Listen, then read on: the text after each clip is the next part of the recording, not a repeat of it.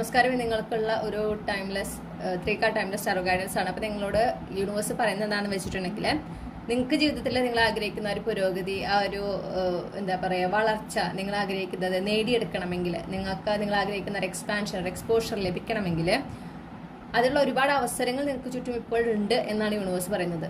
Okay, ഒരുപാട് അവസരങ്ങളുണ്ട്. പക്ഷെ നിങ്ങൾ എടുക്കേണ്ട ഒരു തീരുമാനം, പ്രധാനപ്പെട്ട തീരുമാനം എന്ന് പറയുന്നത് നിങ്ങളെ പ്രയോറിറ്റൈസ് ചെയ്യുക എന്നുള്ളതാണ്. നിങ്ങളുടെ മനസ്സിന്റെ സമാധാനം, നിങ്ങളുടെ ജീവിതത്തിന്റെ പുരോഗതി, ഓക്കെ, നിങ്ങളുടെ സെൽഫ് റെസ്പെക്ട്, നിങ്ങളുടെ സന്തോഷം, ഈ കാര്യങ്ങൾ വേണം നിങ്ങളിപ്പോൾ പ്രാധാന്യം കൊടുക്കുന്നതിനായിട്ട്. നിങ്ങൾക്ക് മറ്റുള്ളവരുടെ, പ്രത്യേകിച്ച് നിങ്ങൾ സ്നേഹിക്കുന്ന ആളുകളുടെ സന്തോഷം, അവരുടെ സമാധാനം, അവരുടെ ജീവിതത്തിന്റെ ഒരു ഉയർച്ച, ഇതിനൊക്കെ നിങ്ങളുടെ ജീവിതത്തെക്കാൾ കൂടുതൽ പ്രാധാന്യം കൊടുക്കാൻ ഒരു ടെൻഡൻസി ഉള്ളതായിട്ട് ഞാൻ കാണുന്നുണ്ട്. സ്നേഹക്കൂടുതലോടാണ് അത് നല്ല ഒരു ട്രൈറ്റ് അല്ല എന്ന് പറയുന്നില്ല. പക്ഷേ പലപ്പോഴും ആ ഒരു ട്രൈറ്റ് കൊണ്ട് തന്നെയാണ് നമ്മുടെ ജീവിതത്തിൽ മുന്നോട്ട് പോകാതിരിക്കുക.